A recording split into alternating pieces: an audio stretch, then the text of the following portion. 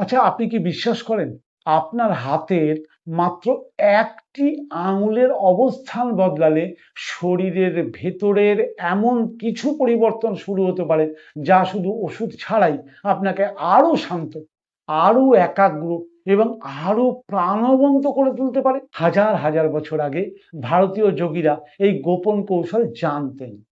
তারা একে বলতেন সূচি মুদ্রা। কিন্তু প্রশ্ন হলো, এই মুদ্রা কি সত্যি কাজ করে? কেন এত যোগী, ধ্যানী এবং সাধক এটিকে গুরুত্ব দিতেন?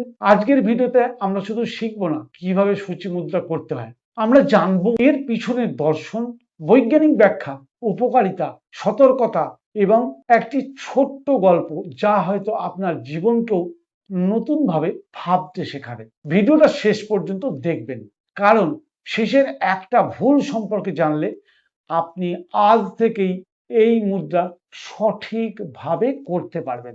অনেক বছর আগে হিমালয়ের একটা আশ্রমে এক তরুণ শিষ্য তার গুরুকে জিজ্ঞাসা করলেন, গুরুদেব, আমি প্রতিদিন ধ্যান করি কিন্তু মন স্থির হয় না।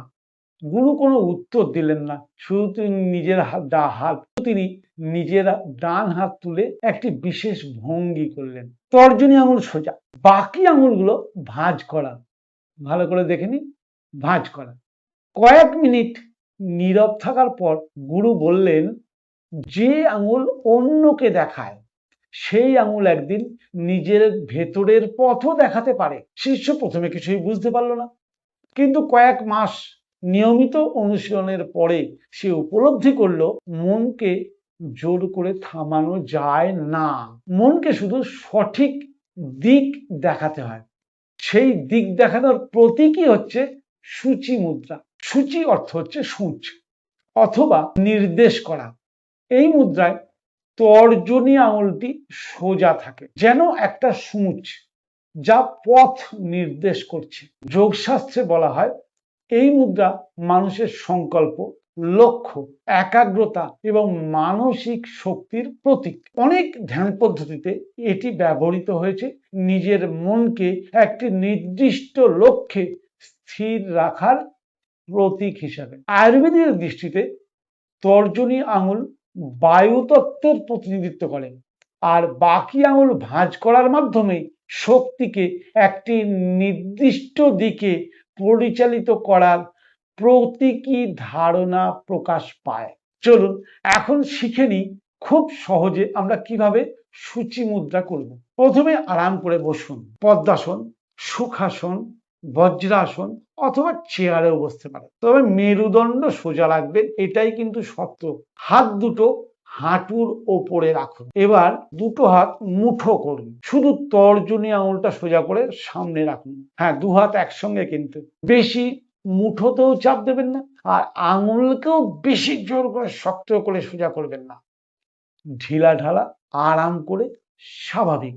চোখ বন্ধ রাখুন, ধীরে শ্বাস নিন আর শ্বাস ছাড়ুন। হ্যাঁ, মনে রাখবেন, শ্বাস নেওয়ার সময় ধীরে ধীরে শ্বাস নেবেন, এমন ভাবে শ্বাস নেবেন যেন শ্বাসের আওয়াজ আপনার নিজের কানে না ঢোকে। আর যখন শ্বাস ছাড়বেন তখনও যেন কোনো আওয়াজ না হয়। শ্বাস নিতে যতক্ষণ টাইম, ছাড়তে তার চেয়ে আপনার সাধ্য অনুযায়ী একটু বেশি সময় ধরে ছাড়বেন। প্রথম দিন 3 থেকে 5 মিনিট এই পদ্ধতিটা প্রয়োগ করুন। দুটি হাত সূচি মুদ্রায়, সঙ্গে শ্বাসের ক্রিয়া। শুধু সূচি মুদ্রায় কাজ হবে, সঙ্গে শ্বাসের ক্রিয়া। 3 থেকে 5 মিনিট করে যখন আপনি অভ্যস্ত হয়ে যাবেন, তখন 10 থেকে 15 মিনিট পর্যন্ত এটা করতে পারেন। ধ্যানের আগে বা ধ্যানের পরে, দুই সময়ই করা যায়, বা প্রাণায়ামের সঙ্গে অবশ্যই করতে পারেন। এখন আসি সবচেয়ে গুরুত্বপূর্ণ অংশে। সূচি মুদ্রা নিয়ে বৈজ্ঞানিক গবেষণাও কিন্তু এখনো সীমিত, তাই আমি যে উপকারিতাগুলো বলবো মূলত যোগ ও মুদ্রা চর্চার ঐতিহ্যগত অভিজ্ঞতার ওপরেই ভিত্তি করে এগুলো বলা হচ্ছে। বিজ্ঞান ভিত্তিক এখনো কোনো প্রমাণ সেরকম ভাবে আমি পাইনি। প্রথম উপকার, মনোযোগ বাড়াতে সাহায্য করতে পারে। একটি নির্দিষ্ট আঙুলের ভঙ্গিতে সচেতনভাবে যদি আমরা মনটাকে রাখি যে আঙুলটা সোজা রেখেছি, মস্তিষ্ক একটা নির্দিষ্ট কাজে মনোযোগ দিতে শুরু করে। ধ্যানকারীরা এটিকে মানসিক নোঙর হিসেবে ব্যবহার করতেন। মানসিক অস্থিরতা কমাতে সহায়তা হতে পারে। ধীর শ্বাস নেওয়া এবং স্থির ভঙ্গিতে বসে থাকা স্নায়ুতন্ত্রকে শান্ত করতে সাহায্য করতে পারে। সংকল্প শক্তি বাড়াতে এটি সাহায্য করে। প্রতিদিন একটা লক্ষ্যে, অর্থাৎ এই যে সূচি মুদ্রার দিকে মন আছে, লক্ষ্য মনে রেখে সূচি মুদ্রায় কয়েক মিনিট বসা অনেকের কাছে মানসিকভাবে ইতিবাচক অভ্যাস গড়ে তুলতে সহায়ক বলে মনে হয়। অনেক যোগ শিক্ষক বলেন মুদ্রা হলো শরীরের ভাষা। যখন শরীর স্থির হয়, মনও স্থির হতে শেখে। কারণ প্রতিদিন কয়েক মিনিট নিজের ভেতরের লক্ষ্যকে স্মরণ করার অভ্যাস ব্যক্তিত্বকে ইতিবাচক প্রভাব ফেলতে পারে। এখন একটি বিষয় পরিষ্কারভাবে বুঝে নেওয়ার দরকার আছে।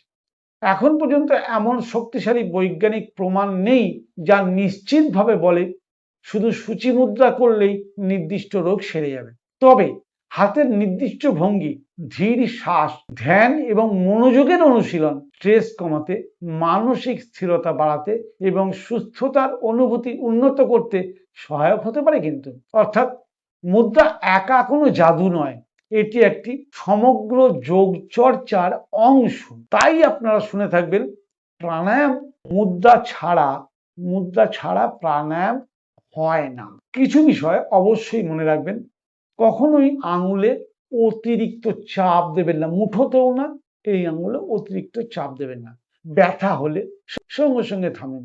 যদি আঙুলে আঘাত বা আর্থারাইটিস বা অস্ত্রোপচারের কোনো ইতিহাস থাকে তাহলে অবশ্যই কোনো বিশেষজ্ঞের পরামর্শ নিয়েই করবেন। কোনো রোগের চিকিৎসার বিকল্প হিসাবে এই মুদ্রাকে ব্যবহার করবেন না। এটি একটি সহায়ক যোগ চর্চা, চিকিৎসার বিকল্প ধরে নেবেন না। শেষ করার আগে একটা কথা বলতেই হয়, মানুষের তর্জনী সাধারণত অন্যের ভুল দেখায়, কিন্তু যোগ আমাদের শেখায় সেই আঙুল একদিন নিজের ভেতরের পথও দেখাতে পারে। সম্ভবত সূচি মুদ্রার সবচেয়ে বড় শক্তি এই আঙুলে নয়, বরং সেই সচেতনতায় যা প্রতিদিন কয়েক মিনিট আমাদের নিজের কাছেই ফিরিয়ে নিয়ে আসে।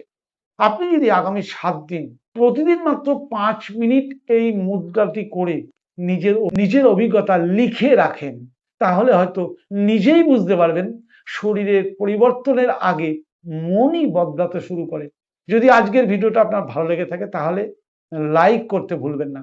আপনার অভিজ্ঞতা কমেন্টে লিখুন এবং এই রকম প্রাচীন যোগবিজ্ঞান ও আধুনিক বিজ্ঞান ভিত্তিক আলোচনা পেতে স্বাস্থ্য সমৃদ্ধি চ্যানেলটি সাবস্ক্রাইব করে রাখুন।